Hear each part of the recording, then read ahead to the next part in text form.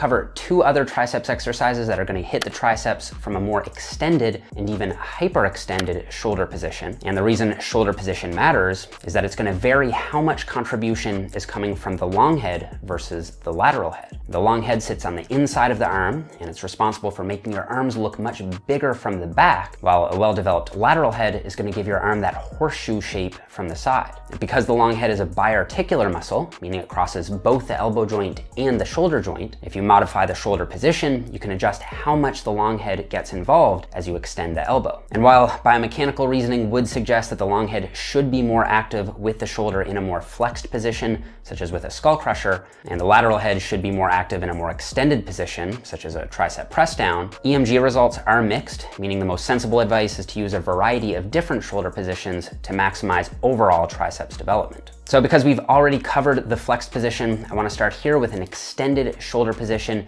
using the tricep press down. Now first, my preferred attachment for these is a straight bar or easy bar, whichever you find to be more comfortable on your wrists. And I like the bar over a rope simply because it allows you to overload more heavily. Now, because the rope isn't as stable as the metal bar, most people simply won't be able to load it as heavily, resulting in less overall tension on the triceps. Now on the flip side, one of the advantages of the rope is that it does seem to cue people to squeeze their triceps better at the bottom, which might help them reach a stronger peak contraction and mind-muscle connection. Still, I'd say that as long as you control the movement squeezing at the bottom, you should be able to get this same effect from the bar as well. Now, another option that I really like is the single arm press down, where you grasp the cable head itself, allowing you to focus on one tricep at a time, which can be helpful for preventing strength and size asymmetries. Also, unlike the straight bar, this way you can slightly extend the shoulder at the bottom to get an extremely strong peak tricep contraction. But for now, let's just roll with the basic bread and butter easy bar tricep press down. So you want to set the cable up so that the bar hangs at about eye level. Setting it up too low can prevent you from reaching a full range of motion at the top, and setting it up too high can make getting the bar into that starting position more difficult than necessary, wasting energy for no reason. You want to grab the bar using an overhand grip,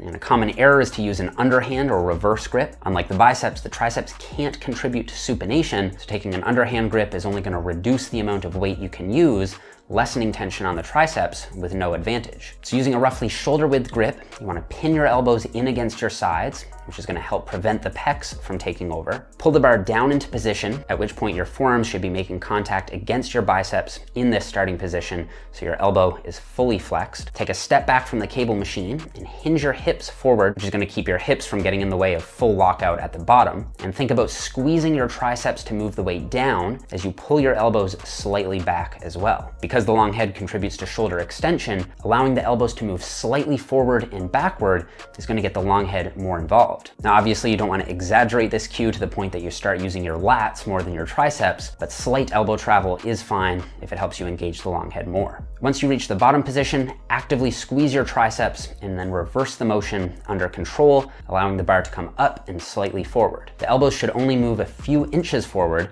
and only if you find that cue to be helpful. Otherwise, they can stay perfectly locked into position at your sides. For easy bar press downs, I prefer to use more moderate weight, something in the 6 to 12 rep range. Whereas for rope and single arm press downs, because they're more mind muscle connection focused, I like to use higher reps, more in the 10 to 20 rep zone. Now, I would say the most common error that I see with the press down is turning it into too much of a full upper body press. It's common to see people get over top of the bar and use their pecs and front delts to literally bench press the weight down. And while this will allow you to move more weight overall, it's simply going to shift emphasis away from the triceps and onto the other pressing muscles, which can be better targeted through a better exercise like the bench press, for example. It's also common to see people stay too upright here, which is not only going to limit tension on the triceps at the top, but also reduce range of motion at the bottom. So rather than standing perfectly upright, you want to hinge slightly forward at the hips so you can press the bar all the way down, completing the full range of motion. So we've covered the flexed and extended shoulder positions. Now I want to cover the hyperextended shoulder position,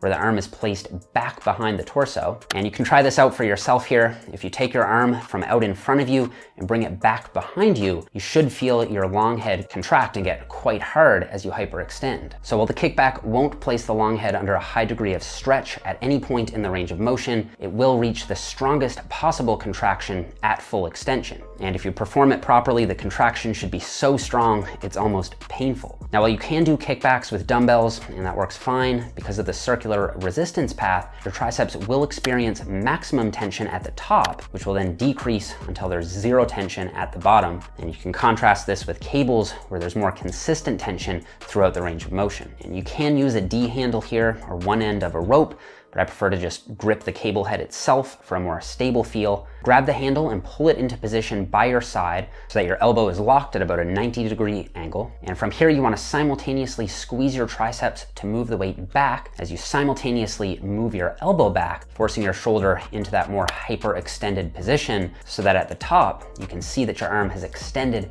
back behind your torso. This is going to force the long head to contract through an active range of motion at the elbow and at the shoulder at the same time. And once you reach the top, reverse the motion under control, allowing the elbow to bend as the shoulder comes slightly forward. You can also do these standing with a more upright torso, as long as you're putting the shoulder in that hyperextended position at the bottom. The tension curve may be slightly worse for the triceps here, but some trainees may find it to be much more comfortable. And here I like to use slightly higher reps as well, something more in the 10 to 20 rep zone. And because it's more of a concentric focused movement without as much of a stretch, it's ideal for intensity techniques like drop sets and myo reps, as delayed onset muscle soreness shouldn't be too much of a recovery concern. Now, I would say the most common error that I see with the kickback is actually not hyperextending the shoulder, turning it into just a standard tricep extension. You want to remember that what makes the kickback unique is the fact that you're placing the shoulder behind the torso, providing the strongest possible contraction at the top. If your shoulder is just staying in line with your torso,